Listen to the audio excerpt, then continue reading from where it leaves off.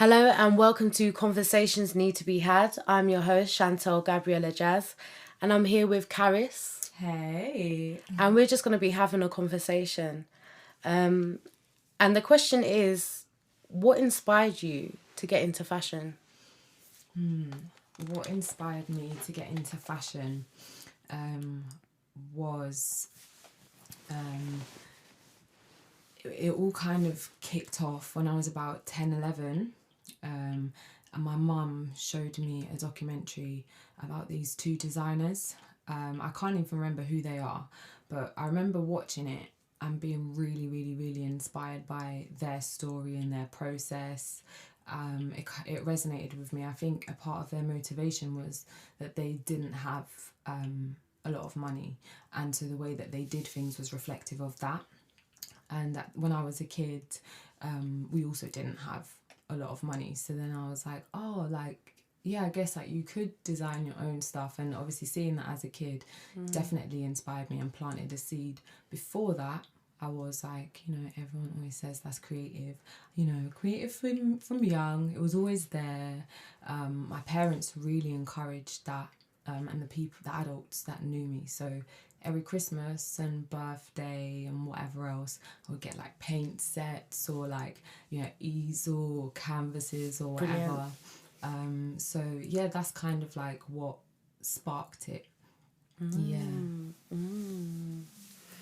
So, how do you feel about the industry? How do I feel about the industry?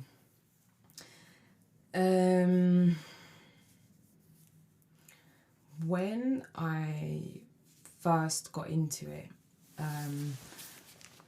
I did question whether or not it was a path that I wanted to take. It was actually prior to the dream of being in fashion. Okay. There was a dream of being a singer. And then I think after there was a dream of like being a politician. But what kind of stopped me with all of those things, I know, right? Really? Well, we know. I thought I could make difference, but growing up, and the thing with all of those industries that I realised, or what people would say, is that they were ultimately like perverse, and a lot of either dark stuff happened, particularly in music, and then with politics, like red tape and politics, politics on politics. So the same kind of thing almost happened with fashion. But what kind of swung me to go with it and was like the fact that I was also waking up at the same time, and I decided that doing this brand would be a good way to communicate what I was experiencing. So I was aware that fashion was weird, and when I got into it, I kind of let my morals guide me, so I didn't fully indulge myself in all of what fashion has to offer, especially in terms of networking. So I had my brand or whatever, and I did stuff like Fashion Week and interning at magazines or whatever, but I didn't, as I said, do too much of the networking, because that's where I saw a lot of like the toxic personalities. There's a lot of like really insecure people in the fashion industry, and it's masked with a lot of ego and judgment. And so like if you work in fashion, or certain people that used to work in fashion, it would, people would look down on you like, well, who are you, like, what have you done, like the way you dress, like, are you like legit like the creme de la creme type of thing? And this is not necessarily things that people would say to your face, but you can read it. And obviously because it's quite a gay men dominated industry, white gay men you had to put the white industry. there. Yeah. So generally speaking, those kinds of people that work in the creative industry have a very particular kind of personality. It's interesting that someone said to me that there's a type of gay man that like buy into or become that stereotype, but the stereotype is actually a sassy black woman. Yes. My bro. Yes. We discovered that a long time in the LGBT community. We've been dealing with that. Yeah. It's crazy. And even when you say about the LGBT community, it's interesting, like the last... QI, sorry. Girl, all the A things. and yeah. Excuse me if I don't know the right vernacular. You know them ones. You know what I mean? Jeez. So that whole community, for a long time, didn't consider myself a part of it, because I felt like maybe like a lot of women with feminism, like it's not representative of who they are and how they feel, and they're not necessarily saying those exact same messages. A lot of my friends are gay or queer.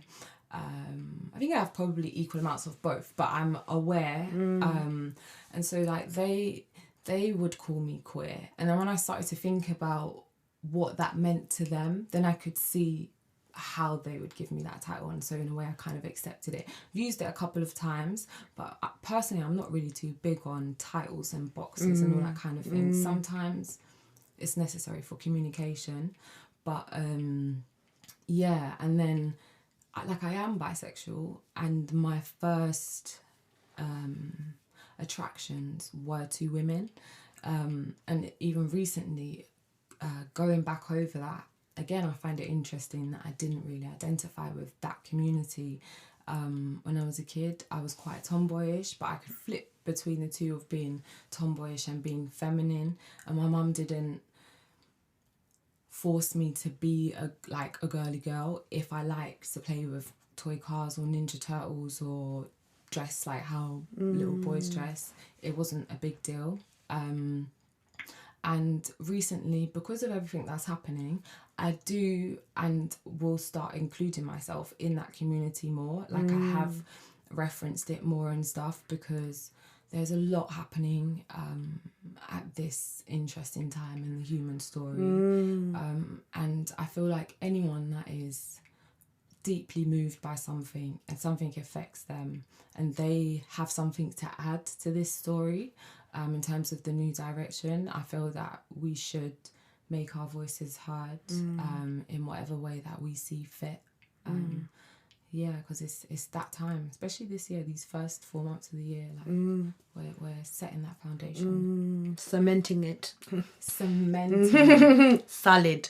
Proper solid, proper things. So then you had to overcome that barrier, those white gay men. So how did you maintain yourself? Like, how did you overcome them? So it was completely my spiritual journey. And then I think DNA or whatever might play a bit, you know, like having them that strong, like my mum's very strong, and there are loads of strong characters in my family. So I guess I pulled from that kind of strength, and when I started the brand, as I said. And your brand is? Now it's Bykharis. The brand that I'm talking about now I entered it in 2015, Kharis LDN. So we're about to go into the evolution of that, which I'm really, really, really excited about. But yeah, what was the question? Sorry, I lost my train of thought. How did you overcome? Okay, overcoming that with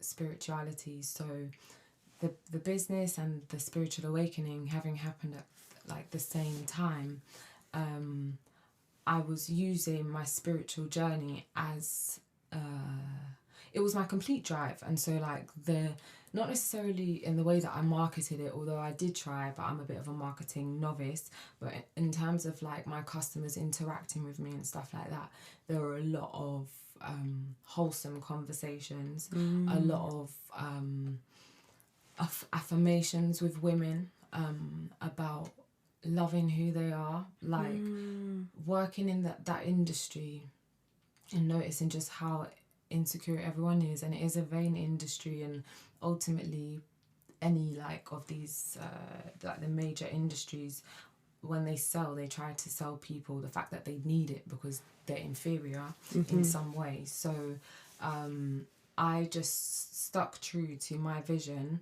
and didn't really, as I say, utilize the network that I had that were in fashion, because I didn't want to make connections with people that didn't have the same vision as me. Wow. And so it lasted for a while. I've evolved from that particular kind of perspective since then, partly because of Buddhism and life experience. The Buddha supposedly like encouraged people to also accept being a part of the material world, and so to be okay with embarking on their vocation. That's the only way that you can survive, though. You can't reject it completely. Yeah. You can work within it. Yeah. Not against it. Yeah. So now I have a lot more tolerant and accepting view of the industry, and I give thanks because with all that's been going on the last few years, everything has evolved to a point now where it's a lot easier for different people to exist in the white man's world, or, you know, in my sector, the gay white man's world. Have you seen that happen? How? Yeah, like, yeah. Yeah, so for sure I have, and it's happened in a lot of ways. So one of the most recent things, this is not how it started, but it's just like the momentum now that's built. This is where we're at, where Gucci made, you know, that gollywog thing. Yeah. And then instantly there was a backlash. Not only was there a backlash, but because of the momentum, the backlash was taken seriously. And I know a lot of people have different perspectives about this thing. I remember like going through like loads of comments on social media and seeing a lot of black people being like, you know, we should just forget them, forget Gucci, yada yada yada, but and other brands that do this kind of thing, and that saying that it's pointless and all that kind of stuff. But as I said before, I feel like if anyone feels passionate about something, that they should speak up, because like the meeting that Dapper Dan had with Gucci, that proves to us that if we speak up, our voices will be heard, because we the people, the majority, the collective consciousness guide the direction of humanity. And the key word that I got from that is majority, is that we forget that we are the majority. Exactly. We are the ones that hold the power. We're the ones that are putting money in their pocket in the first hand. 100%. But sometimes people just don't have that strength to follow through with what they truly feel.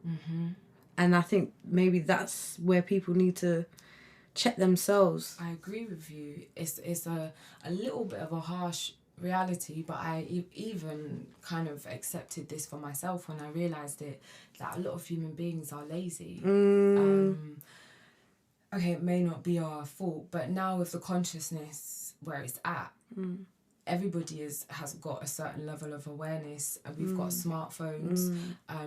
We have so much opportunity. I think the easy access of opportunities and just things has made people lazy. And again, that was a part of the media message for just consumers in general. You know, like, you can get it quick, you can get it now. You don't even have to move. You don't have to do whatever. Like, you got it. So people are not used to having to work for things. But it's interesting because that's actually like a big part of the nature of the universe and just the natural order of things, and people going against that is just detrimental to their own self. So yeah, when you look at stuff like childbirth, or I was watching this documentary the other day, and these penguins, I can't remember where they live, but where they live, the water is proper rough.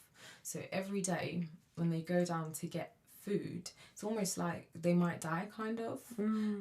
But that's the price that they pay for the food. Yeah. And then also, like, I think they're one of the only species on that island. So it's their island, cool, you got your space, but this is what you will have to do to live here.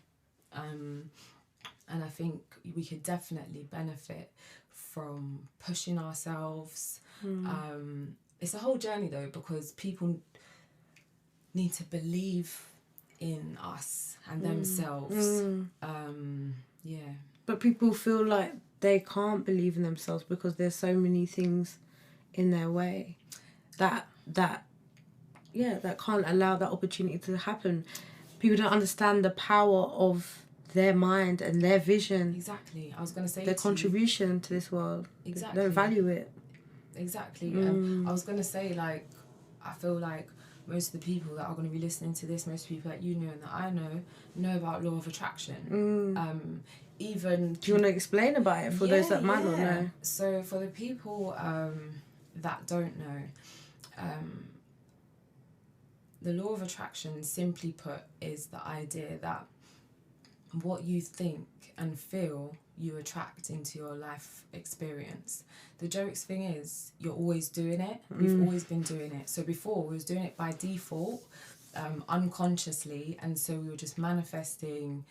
Some people manifest good lives for themselves, and obviously we know it goes up and down or whatever, but most people have been like manifesting shit shows for, sorry for my use of language, but that's kind of like what it's been. And then in terms of like, okay, cool, like you said, your mind and your emotions create your reality, like how or where does that come from or whatever, that is a universal law, and that is the nature of this creative energy that some people call God, that some people call Yahweh, that some people call whatever. There's so many different names for it.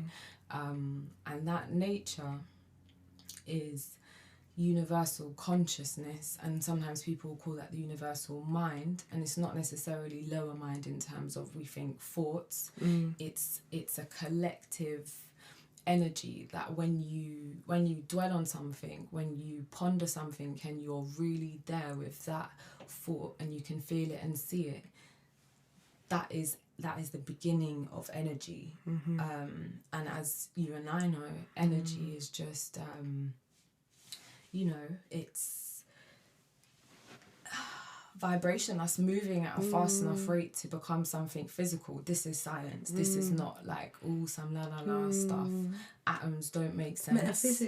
Metaphysics. That's exactly. what it is. Exactly. Atoms don't make sense technically. They have what the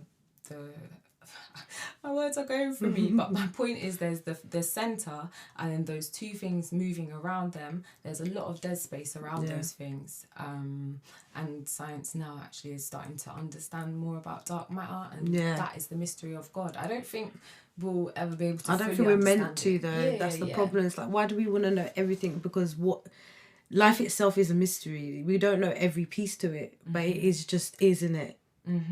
100. That's where the magic happens. You can't know everything. Like, that's 100. Just the human condition is that we want to know. We want to. I don't know. It's weird though. It's a funny relationship with that one, because in a way, this knowledge is kind of helping us to do the various things that we want to do on this planet, and in terms of the conscious expansion, is helping us to validate what has already been there. Yeah. It's like funny though, because this science is Western and often run by those same people. The white gay men. Or the guys that pretend that they're not gay, but they... Yeah, you see my face, I just started to go on one of those kind of tangents. Like, I was going to be like, no, white men, but you're actually right though, because when you're talking about them levels of stuff, anyway. Might dip into that. Maybe.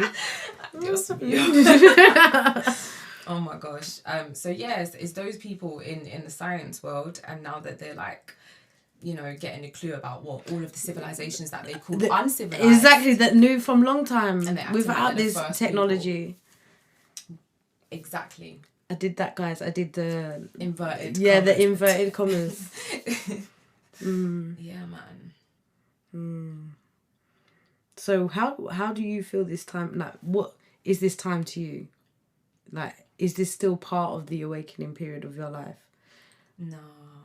You've awoken? Yeah. Yeah.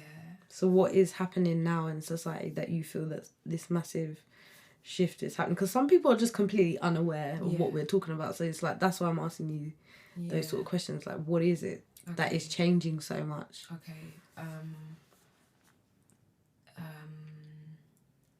okay, our planet spins in space, and that the way it spins, you know, there's a cycle, there's a rhythm, and there are plenty of cycles, just like how we have the day and the night, and we've got the seasons and whatnot. We've got longer cycles in terms of civilizations, ages that represent the level of consciousness,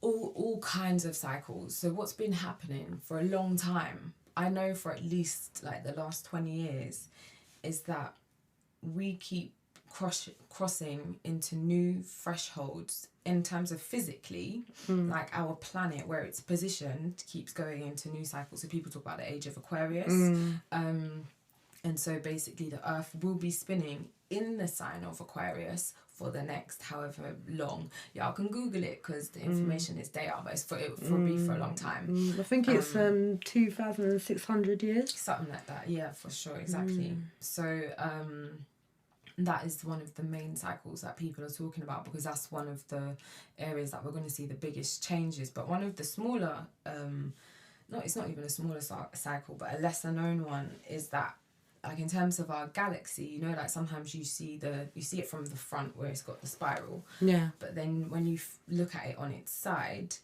our planet was positioned in the negatively charged part of the galaxy, and so that has also crossed the threshold, and so it's still quite close to the negative bit, but it's now not technically negatively polarized. I can't remember the name of it, but just like how I've done in my journey, if you have the intention to know something, the information will come. It's true. It's so true. Yeah. So what I think is happening and what I've experienced is that our awareness, this consciousness, this connection to the nature of the divine and just how things work has expanded. So we're able to perceive it more of ourselves, more of it, which is one and the same thing, really. And what I've noticed on my journey, being the kind of person that I am, I've had so many of these kind of conversations with potentially thousands of people all around the world. From like when I had the brand, that was obviously a way that I was meeting a lot of people on a day-to-day basis and talking about this. I've lived in lots of types of accommodation where there's loads of people, and often there's like social settings and stuff. So again, when you talk to people and you notice a common thread, like fair dues, I might be the person bringing it up, but what's also intriguing is that sometimes, a lot of the time, we go there because someone will just be drawn to me or whatever, and then we'll start speaking in a particular way. Sometimes my tattoos, oh, what does that mean? And there was even a point where I used to get annoyed with that question, and so I would ask people what they thought it meant, and that was also interesting to me to see their perception of it.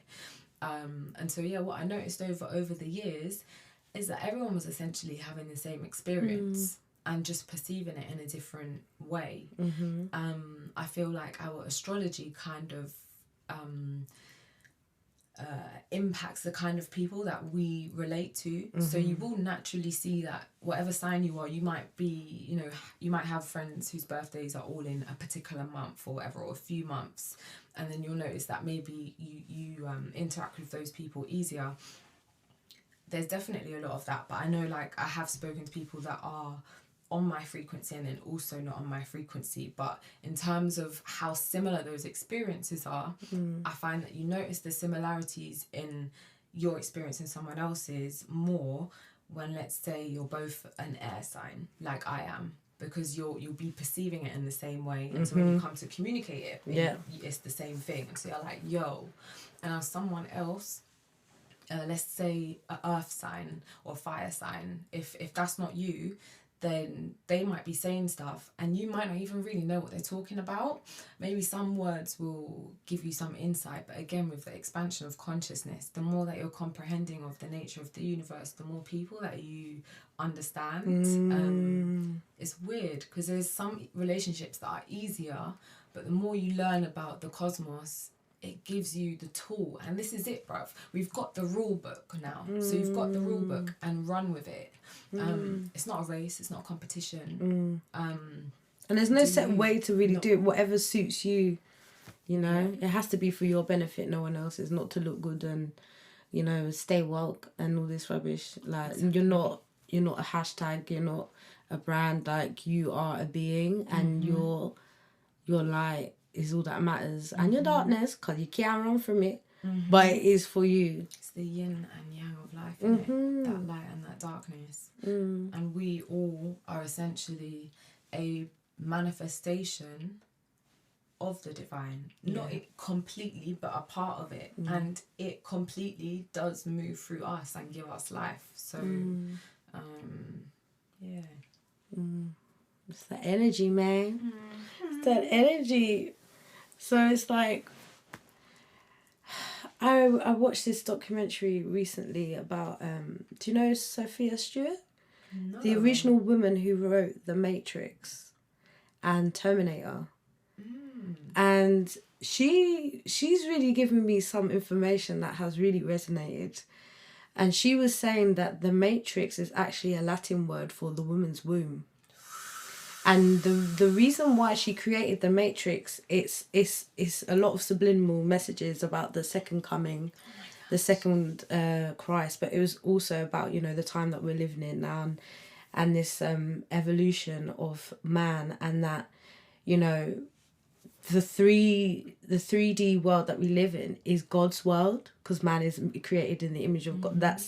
So it's like she was saying that we are now going into this new time of where it is the machine that we've created that is how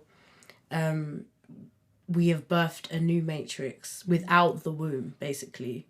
That's what she was saying. The matrix is that existence without it, so the matrix being destroyed. I don't know if I just made sense in how I just explained that, but it was just really interesting because I didn't look at it, the matrix, like that. And she was saying that Trinity was literally the Trinity of life, and wasn't seen as particularly a being, but an actual angel guiding one, not Neo one. That she's like, if you, it's an anagram that she was saying. I was just like, wow. It's mad. But then again, the same white gay men took her idea and, you know, made millions and billions, and you know what I mean? When you said the original, I was going to be like, what do you mean by original? She wrote the books. Okay. Called Third Eye. I didn't even know it was a book, and you said Third Eye. Yeah, because she said this is the time now that they're trying to control that part of us, the third eye. Okay. How are they trying to do that? Through technology and the algorithms that work against us. That's when the machine becomes alive. That's what she was saying, is that when they start working against us. So it is in a way happening. Because we've been manipulated to go and shop and buy and eat food because it pops up on our timeline. When I spoke to you the other day and I was talking about what the NHS would call psychosis, what other people would call breakthrough or whatever, like whatever you can call it. But when I had that experience, that was an exact storyline from that experience. That is what led up to me being hospitalized. That was a part of what I was perceiving. So to break it down quickly, I'm going to attempt to give you the short version. 2 LSD tabs, weed, alcohol, 8 guys, potentially more, and me did LSD. They all did 1 tab and weed and alcohol. And it was in university halls, so a very small room at night on the full moon in Scorpio. For my conscious dons, I just said a lot. Swear time. Swear. It's magic. Yeah, other people, it will go a bit over the head. It's all love though. I'll try to like explain what that meant. Basically, I did the drugs in the most not productive way ever. If you take LSD, you should be outside in nature, yeah? Yeah, and even me nowadays, I'm the advocate for you don't need LSD because of my experience. Yeah.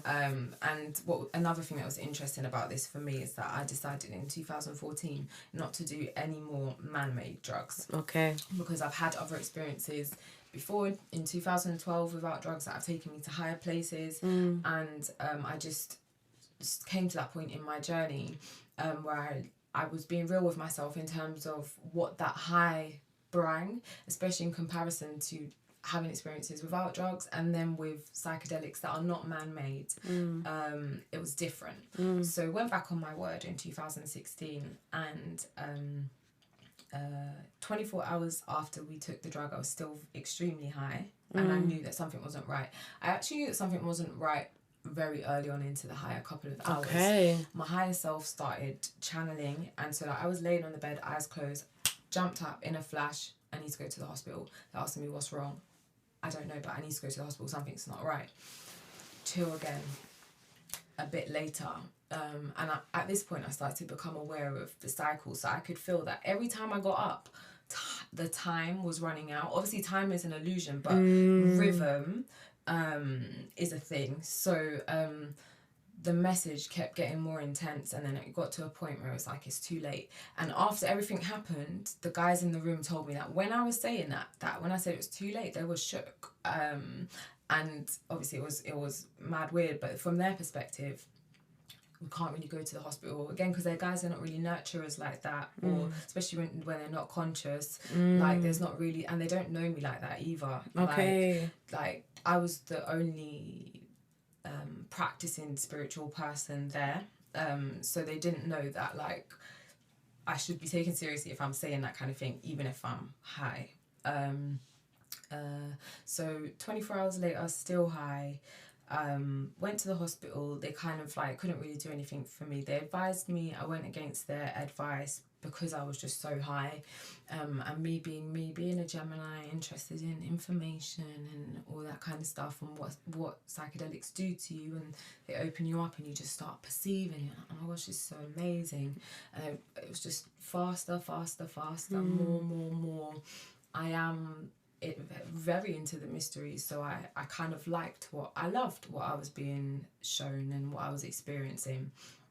So over 4 days I didn't eat or sleep, barely. Wow. I probably had like a few hours like sprinkled over those days, a few bites of food, but nothing that really sustains a human. And then anyone that knows anything about the anatomy, those two things are obviously very important. It's a no-brainer, but what happens when you do that kind of thing is it actually makes you insane. Like your brain is no longer able to function in a normal way because you don't have sustenance. So it goes into a default mode, which then just recognizes patterns and just like, I don't know, it's like more like just perceiving.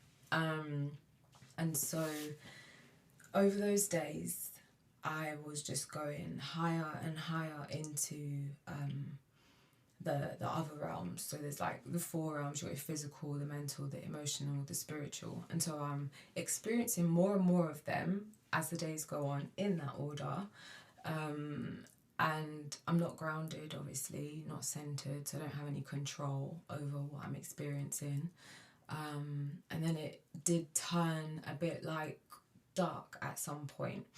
And I was with someone who'd taken the drugs with me as well, and he was also having a really hard time all these days later, and I felt like he had like a spirit of confusion with him because he just kept saying something and it wasn't the thing, and everyone was trying to say yo and he just couldn't see. yo no. literally, and you couldn't see it. So I challenged that energy, and then that night that energy kind of like took center stage in my not center stage, but it decided to, well, I challenged it, so it was like, cool, you want to challenge me, like here I am. So as well as it, just because it's there, it doesn't stop all the other stuff that I was experiencing. So my perception is just all the way open. Then this storyline kind of starts revealing itself to me, I notice that I can see who's woke and who's asleep. You can just see it, like, energetically. It's so weird. You can see their aura. Not even their aura, although I do see auras. Do you? Yeah, but I'm you gonna can ask just... you later what's man saying. Oh, right, girl. I would actually see it earlier. I can see it now. Anyway, so you can just tell there are some physical giveaways. So when you're out in public and there's somebody that is completely disengaged to this reality, they're in their mind. They're not present. A lot of the time those people are not conscious. Of course, people use their mind, sometimes that might happen, but when someone is very unaware, and you can see then how they're moving in physical space, and then, I don't know, like, woke people had like a glow in their eyes, an aliveness, a presence, a kind of knowing direction. A lot of these people would potentially smile at you or just be engaged in the physical reality somehow. And although those were the physical cues, because you're high, there were other cues that are not tangible, or because I was high. So the energy, you can just feel it. So that I noticed that. Then I noticed that a lot of these unconscious people have something in common: their attachment to technology.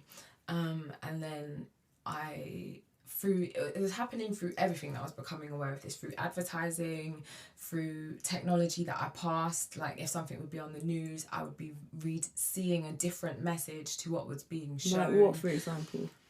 Like, the TV at one point was there were subtitles, and the subtitles were reading crazy stuff, like telling us, and it was only, I felt like only conscious people could see the subtitles. It was weird, and it was like this is the message, like the time is like, you know, there's not a lot of time and we're meeting here and blah blah blah blah. It was really weird, but I'm watching on the TV is like a, I don't know, a sports show or something. It didn't make sense, it didn't compute. So I mean, that was like a weird example, but in terms of the technology storyline, this narrative revealed itself of like a game. So I was with my boyfriend at the time, and he was playing like all these games on his phone, and I just noticed how it was like taking him. And then when we were at like back at his halls again, he's on the phone, but then also the PS4 is on. It's like a huge TV, and then there's also a similar type of game on the TV, but it was like that there are movies that have a very similar synopsis and book of like, there's a game, you download it, you pay for it or whatever. People don't realise terms and conditions. They've actually signed their life away when they've accepted the terms and conditions. And you know how we do it so fast now, people don't even look at it. You just tick and then boom. And then in that moment, you've literally paid the price, you've paid the money, and then now you're given missions, and at first it's all chilled. Like, it's something like, oh, this person, like, take a flower to this person, or I don't know, just anything. Like, let the old lady sit down, blah, blah, blah. Everything that you do, you get credits and stuff like that. If you don't do something, or you failed a task or whatever, you start losing credits. Once you get to a certain level of credits and it's really low, then stuff gets more sinister. So then you'll be challenged to do something like break into that person's house and take whatever. And then as it gets lower and lower and lower, eventually you die. Like, someone gets sent to kill you. But then it's like, what is this game called? This is not a game, bruv. This is life.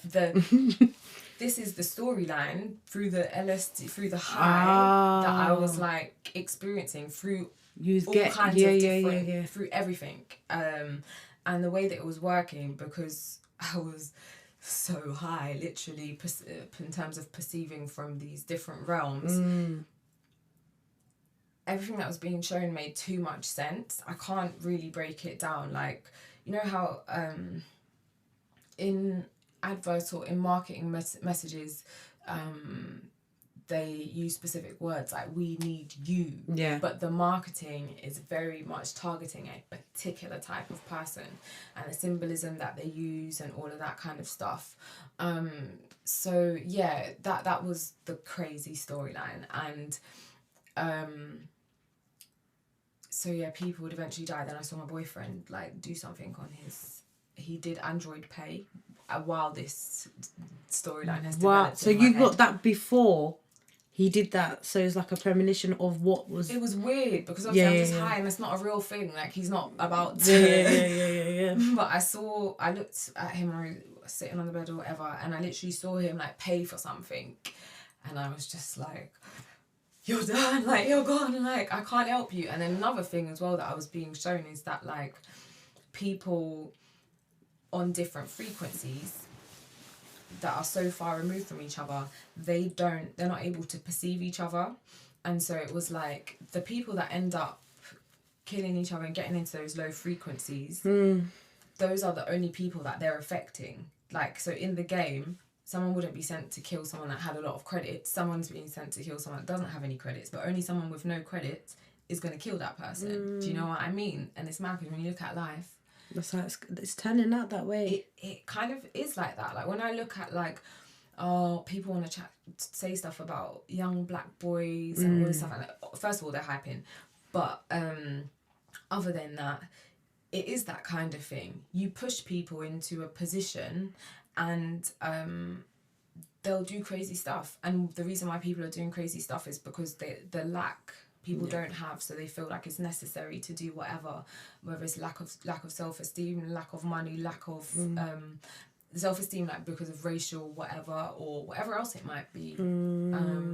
So yeah, that was the crazy storyline that I felt like was a bit similar to the whole Matrix thing. But then in my storyline there was a split where, as I said, the two frequencies, and this is how like I felt like it was real and still feel like it's real, that concept of not being able to see someone on a completely different frequency, is because let's say you learn a new word or you become aware of a new country or a new animal or something, allow you start seeing it everywhere, especially words and stuff.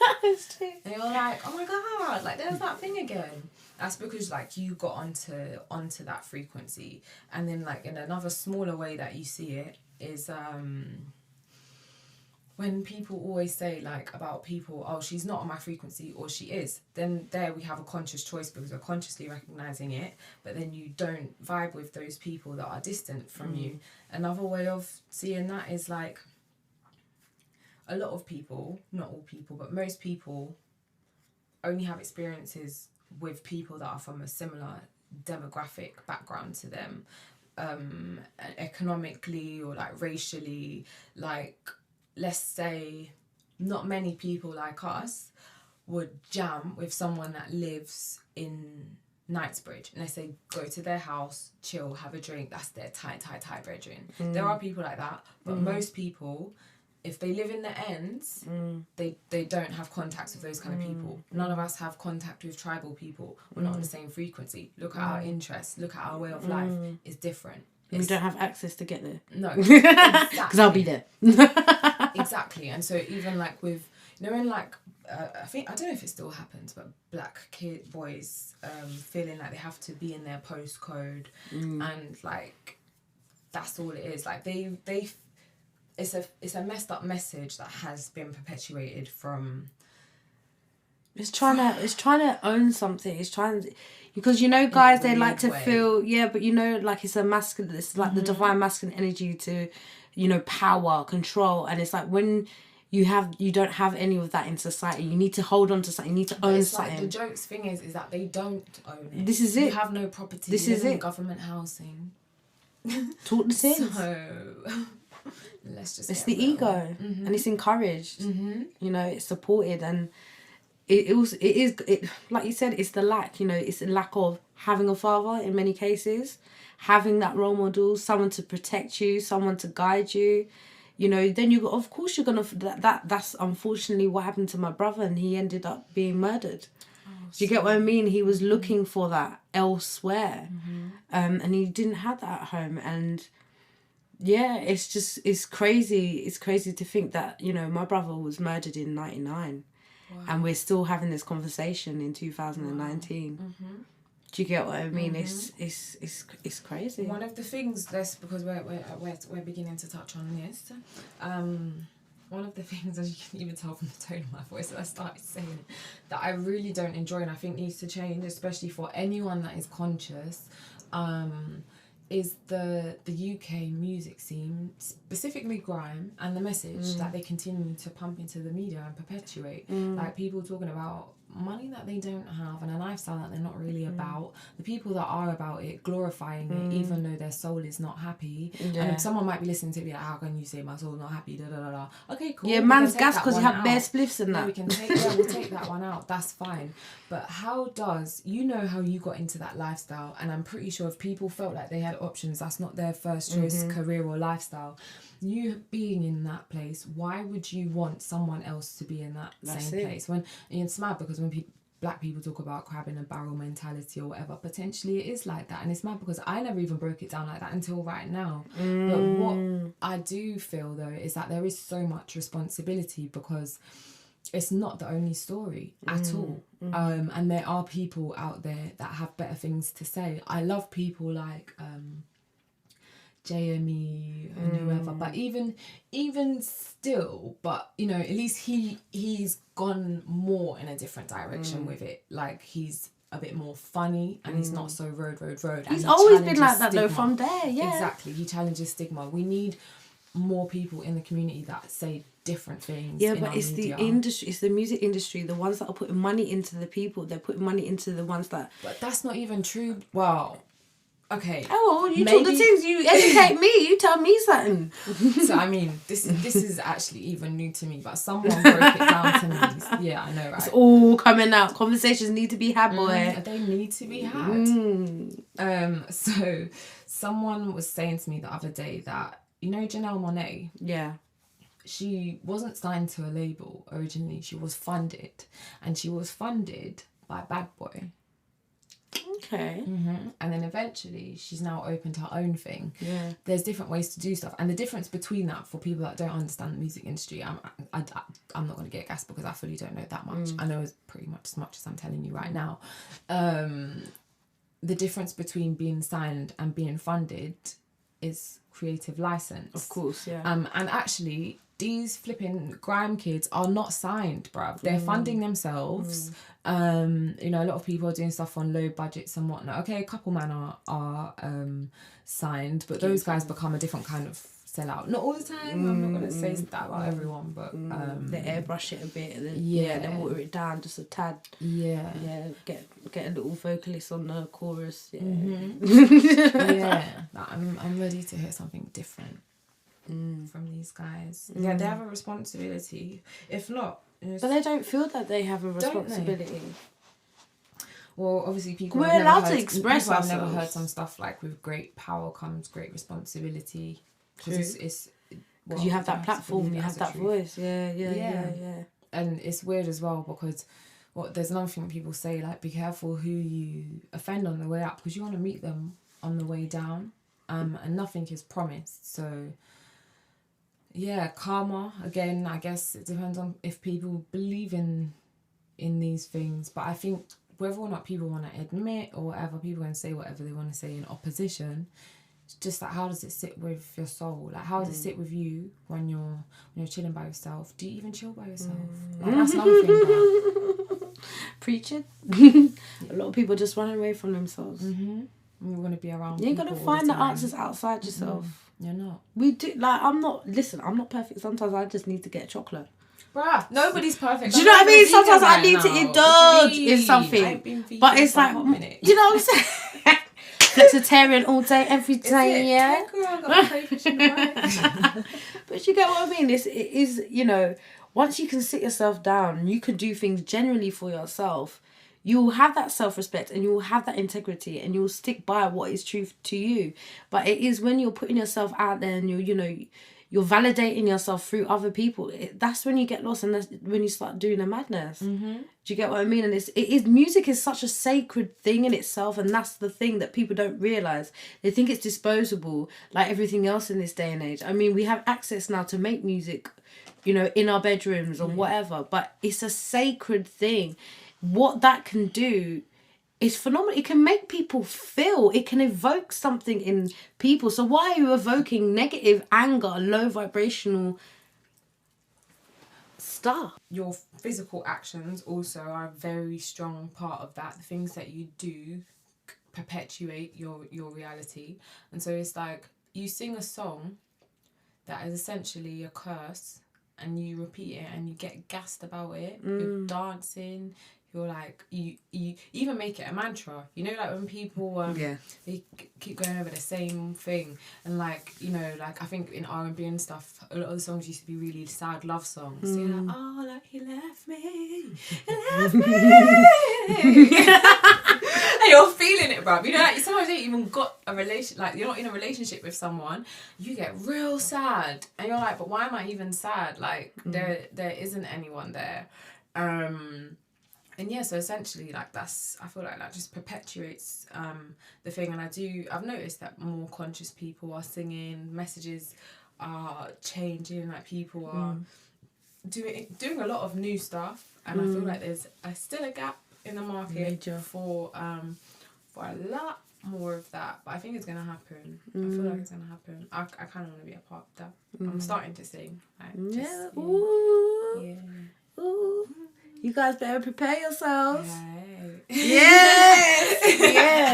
Yes. So it's like it goes like to influencing like this so-called like gang culture that's about now. Like, how do you feel about what's come out recently about black on black crime in London?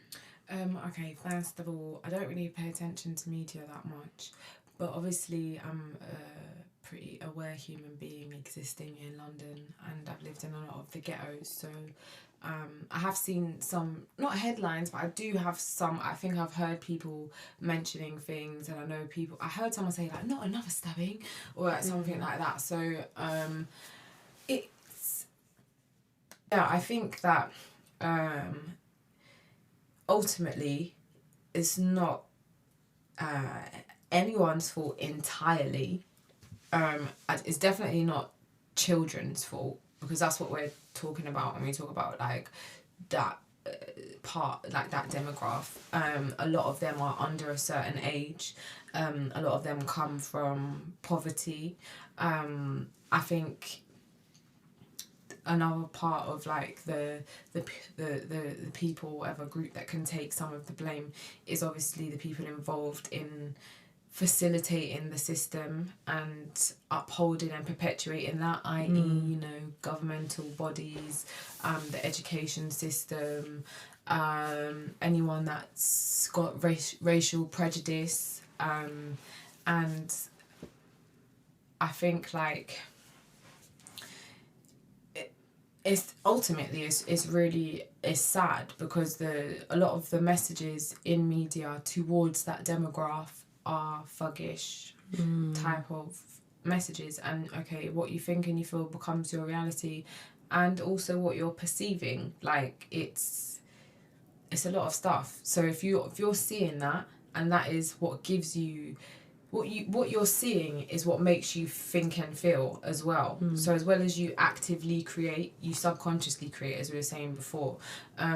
So if kids are always seeing these stories of people in their area that have the nicest crep, or the girls, or look the coolest, or whatever, then that's what they're going to go towards. And even all of those things that I've just said, like the girls, the clothes, and whatever else, those are also things that have been messages that have been sold to people of like, oh, to have multiple girls is the way. You know, like you look at the hip-hop industry, people from young kind of say to guys like, oh, it's just a boy, boys will be boys, sow your wild oats, like not to take responsibility, and like you're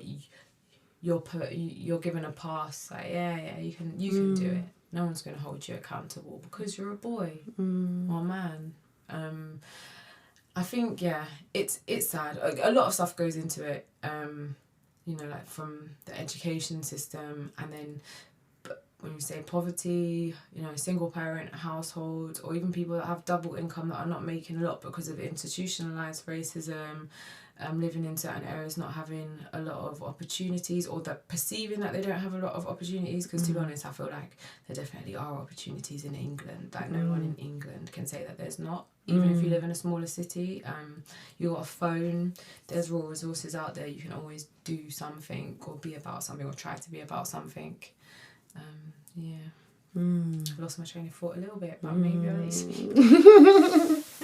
Yeah, I feel like we did touch on that a bit more, but it's nice that you rounded that up, you know.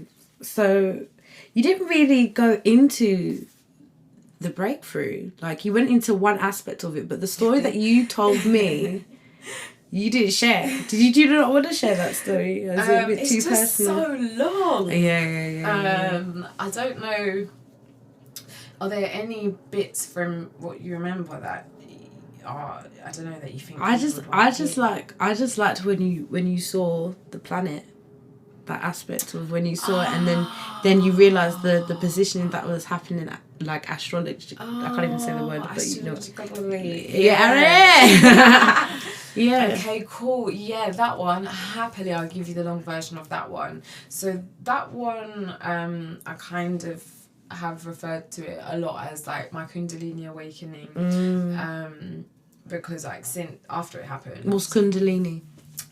I'm just asking you questions like I don't know, but what is it? Okay, cool. Kundalini, you know, that life force energy that's coiled at the base of the spine, that when it's activated through certain conscious practices, yoga, breathing, combination of and mantra and stuff like that, and the sounds of the chakras, then you raise Kundalini, and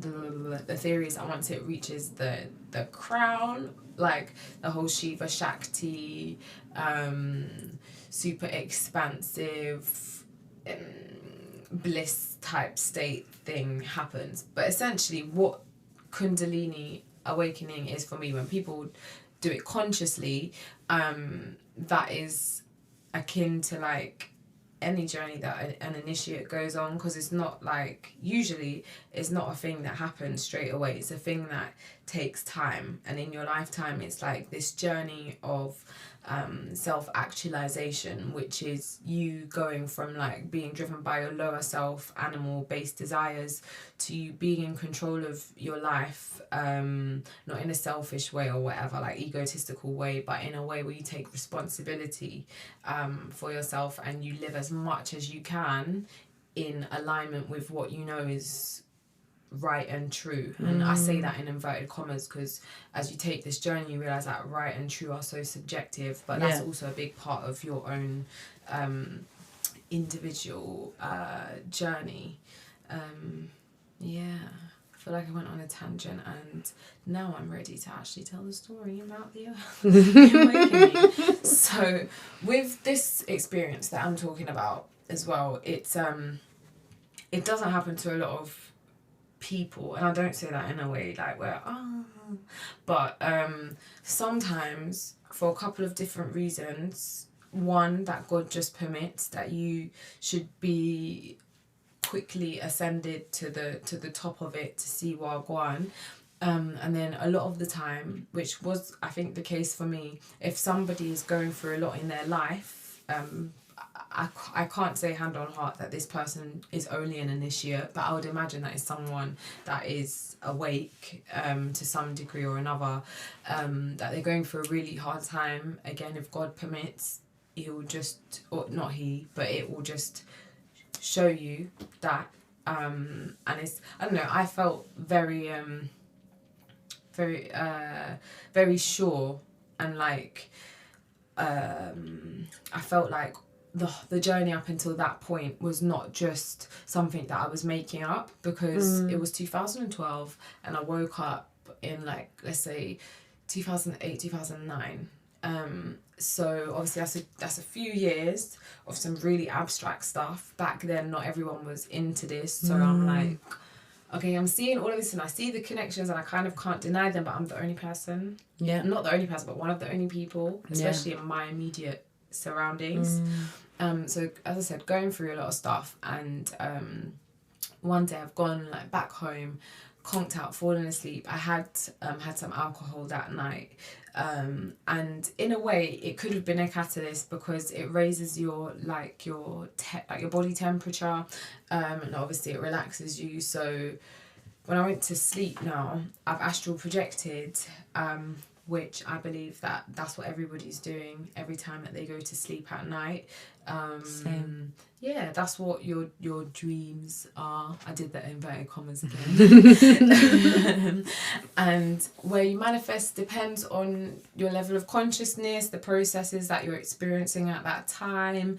There are several dimensions that you can manifest on. Oftentimes we manifest recurringly in a particular dimension while we're going through a certain process, and then once we pass a test or a certain kind of experience and we make it through, then we start moving into some different dimensions. And although I've explained it in that way, it's not as linear as that either. It's not linear. No.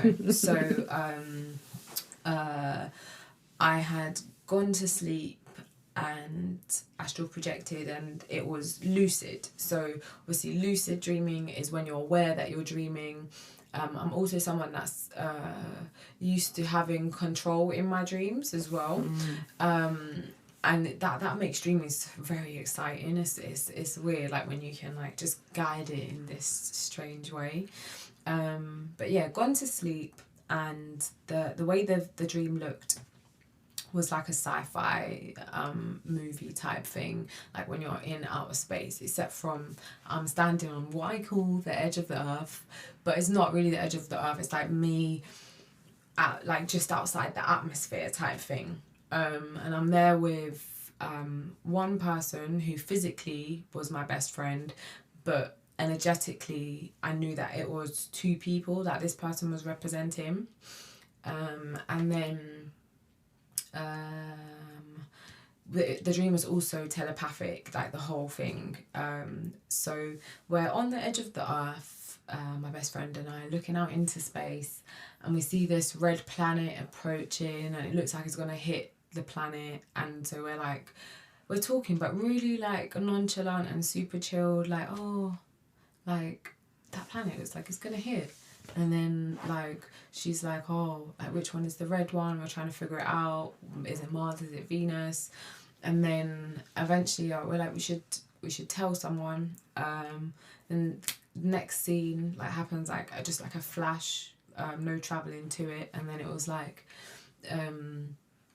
just pure bright white light, nothing else tangible, no physical me, no physical anything else.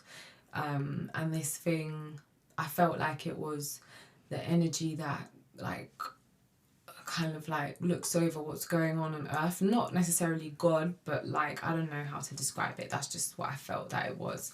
And I've said to it that I said to it what we've seen, and then it was like, oh, you know, like it's fine, like we got it under control. Again, it's super chilled, like there's no, like it wasn't a problem.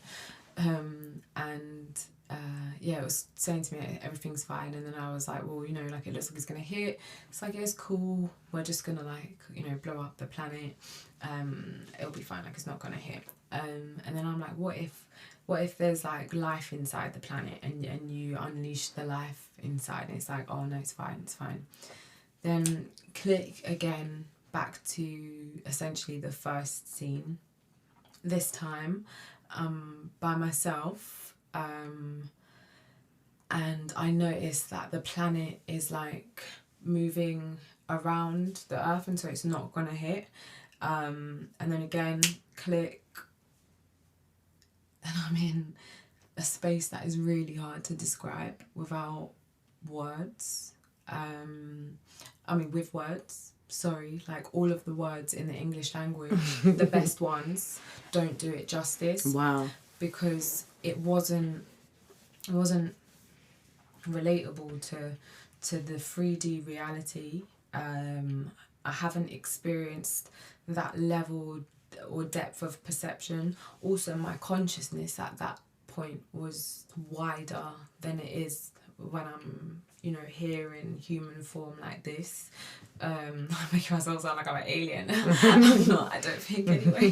Like, well, we're all aliens. Yeah. I was just going to say that, but you said it for me telepathically. See? Telepathic. It's on that same frequency, you know, like that. But yeah, I'm actually just looking at this candle because there are some things, and this is how I'm able to tell the story, because there's things like it in this physical reality. So like light, sound, vibration were the three characteristics that were there, were main ones, and like a sense of direction. But this light had no limit to it, which, okay, I use the words and you try to imagine a light without limit. But when you're actually within it, that feels crazy. And then to know that you're perceiving it from all angles simultaneously. Wow. And then there are like colours on colours within this, but a certain range of colours were mostly present. So I noticed like, and so in the centre of the colours that I was perceiving was like a really bright white light concentration. And again, like I say, colours and bright white light, but the colours, like the spectrum was wider, and like in terms of the colour that I was seeing and the brightness, like brighter than like anything that you can imagine. And again, as I said already, seeing it, perceiving from all angles simultaneously. And I noticed that this light was also two lights, which then makes me kind of see how the twin flame thing is a thing. But again, because of where my consciousness was, it's not like, oh my god, that's so important, blah blah blah. It was just an awareness. And then also there was this sensation. The main thing was the sensation. And again, the closest thing in this reality to it is actually like an orgasm. And it's like, if you can imagine taking away the sexual element of an orgasm, but you then times that by infinity. Wow. That just electrifying energy just pulsating through your senses, through your body. I can only think of the body, but exactly. You wasn't even in that state. Exactly. So in that limitless reality where I'm perceiving, essentially I felt like it was myself that I was perceiving, but also like so much more. And then another thing that came along with it was also this really high-pitched frequency. Again, higher than anything that I've ever heard before. And I can't try to recreate this high, like higher than a Whitney Houston, you know, whatever. Mariah Carey. But it wasn't. But it didn't hurt you. It didn't, like, as in like painfully. No, it almost added to the beauty of that orgasmic feeling. And so as I'm like moving up this energy, which again is weird to understand because nothing was linear like that, that sensation and that sound was like intensifying, if you can even imagine. And so at that point, I felt that I had actually finished this incarnation. I didn't know how, it didn't seem important. And I was going to the next bit, and I felt like it wasn't Earth that I was going to, and I was extremely happy, like bliss state happy. And then I woke up, and when I woke up, obviously I was just like, what the actual heck was even that? Who am I? I'm an alien. You know. So that day as well, I had a hair appointment. And the woman that was doing my hair was somewhat conscious, and coincidentally my chart is mostly air and water, and she was like a student at Vidal Sassoon, so she had a theme for her thing, and my theme was air and water. And no, she hadn't seen my chart, like I'd only done my chart like years after that. Wow. So while she's doing this air, water, hair, we're talking, as you know you do with your... Hold on, how the hell can you do an air, water, hair? Oh my god, so I was actually going to start talking about it, and I was like, okay, let's not go... You need to, like, I can't, like... Whoa. Yeah, so basically, I had, at the time I had short hair that I used to wear, like, curly naturally. So you know, like with my type of hair, it can go like it's got quite tight curls in a way, not terribly tight, but I would say like 1 centimeter diameter type thing, and it coils down. Like you can do that, and then being mixed with the, you know, the Jamaican, the Indian thing, is the hair transforms a lot, so it can transform. So my girl wanted to make it an afro, so she made an afro, and then she's cut the hair like a wave. Oh my god. Yeah, I when I find the pictures, I'll try to send them to you if I find the pictures. I don't even know where they are. And then there was also, so my hair actually was platinum blonde, that, you know, when, oh no, it was platinum at that time. And then there was like a a blue stripe in my hair, like dye. So that's how she interpreted the whole air. Pretty dope. Was, like the wave type thing. It was going in like one direction. So she was doing that, and I tell her about my dream, because up until that point, like, that's what I thought it was. I was conscious, but I wasn't really. I knew about meditation and stuff, but I wasn't doing it all the time. Didn't know about astral projection at that point. So she said that's what it was. From her description of it, I felt like that seemed legit. So I went home, did loads of research, and then it kind of blew my mind, because I was just like, this is like what happened, like, you know, in terms of like lucid dreaming as well, like feeling like you're awake, and like that is reality for sure. And then as I said to you before as well, like over the next months and years, I just continued the pieces kept coming, like the pieces of the puzzle, in terms of revealing what that dream was. So one of the first things that happened was learning that Venus was having its transit in 2012, and that kind of partly means that Venus is super close to Earth, so like its effects and whatever are more amplified. Venus was the closest to Earth that it would be in that particular cycle that night. And that night, it was in the sign of Gemini, which is my sun sign. So obviously all those things, like, I was like, really? Whoa. And then other than that, the girl that manifested at the beginning of the dream as two people, the second person, who wasn't the physical form of it, but the energy that I was feeling, was someone that I went to school with, hadn't seen since school, so, you know, over 10 years or whatever. It's actually creative as well, actually, but she works as a nurse, because unlike me, she went in a different like direction, because family and whatever else.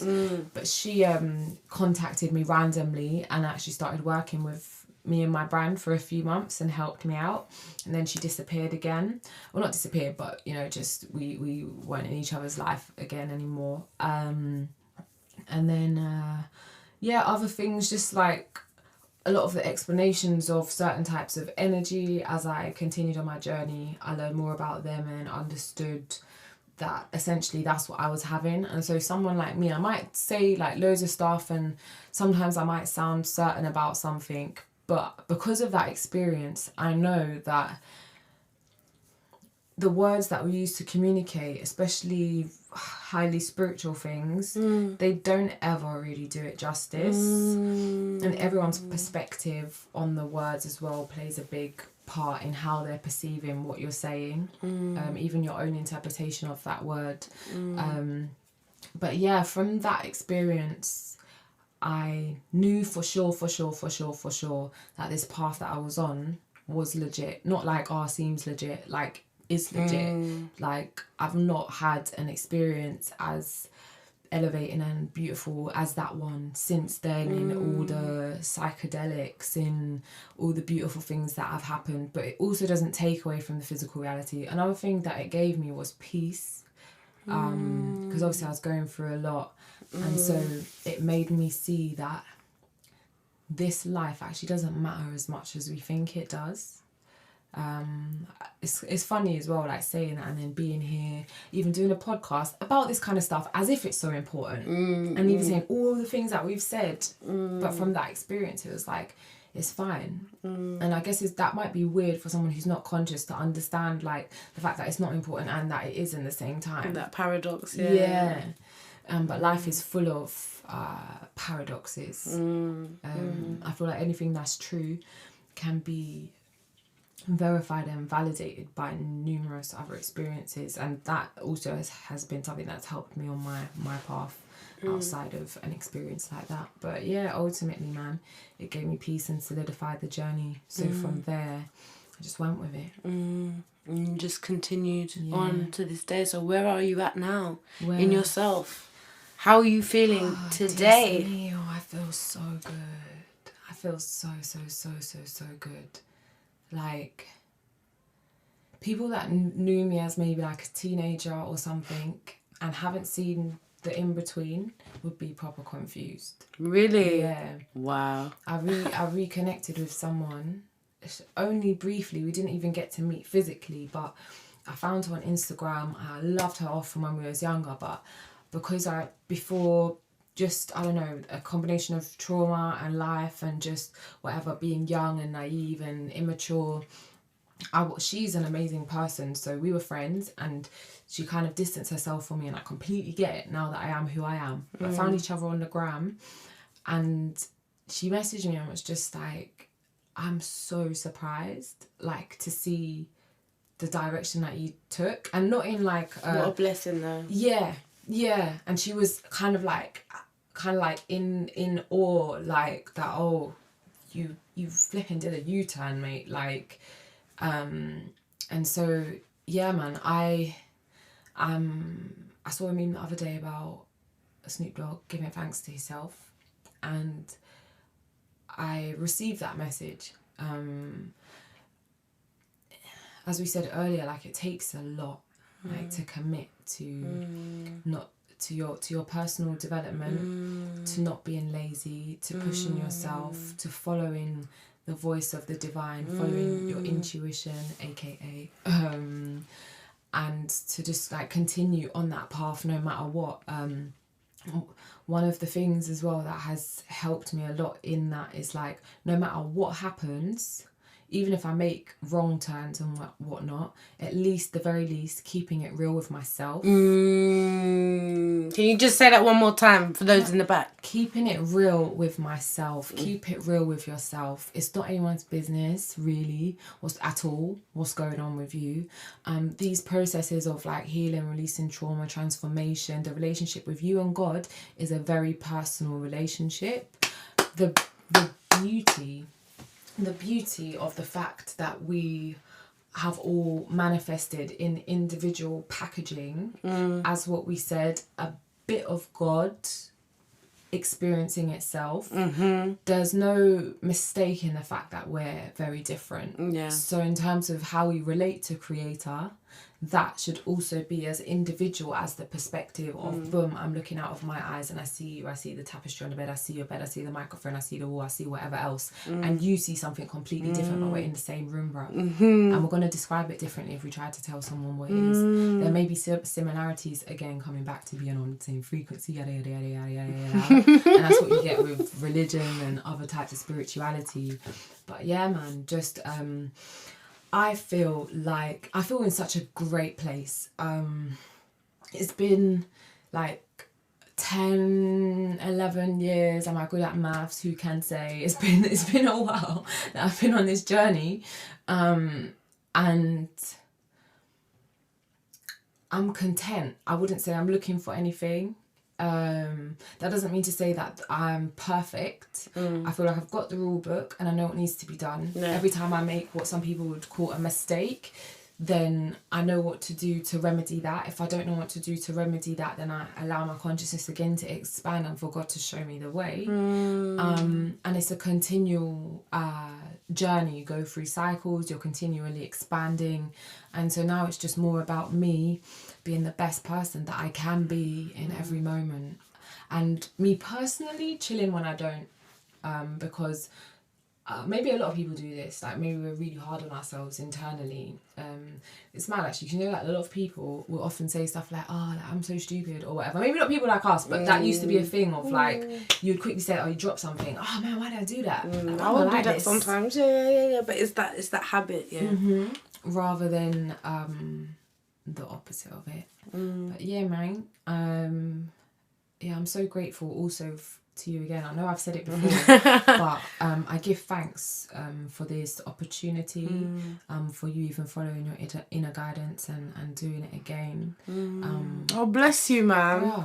Yeah, but real time's not linear, you know. So even though I had that intention so long ago, it was only now that was the right time. 100. And to get the right people involved. 100. So thank you for just being present and allowing me to share this with you and to learn and to be able to engage with you on a physical level instead of online. Do you know what I mean? Because these sort of things here, this is what I live for. Same, man. Because there's no smoking mirrors in this reality right now.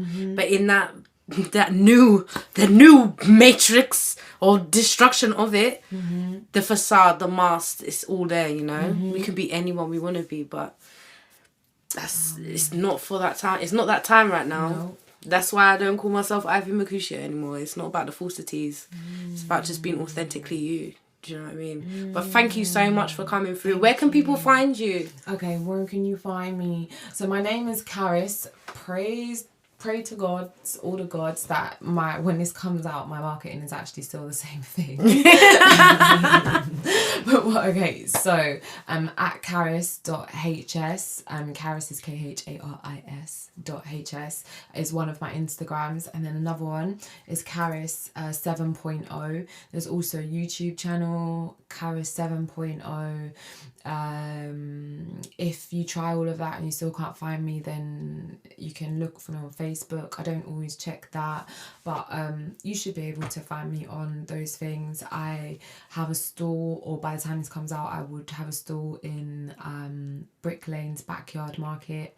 I'll be there on Saturdays, and yeah, come and find me, connect. I do a lot of things. I create art, I make clothes. I love to talk about this kind of stuff. So if any of those things appeal to you, yeah, man, holla. Yeah, and let us know your thoughts on this conversation and any conversations you would like us to have. Thank you so much, babe. You're welcome, girl.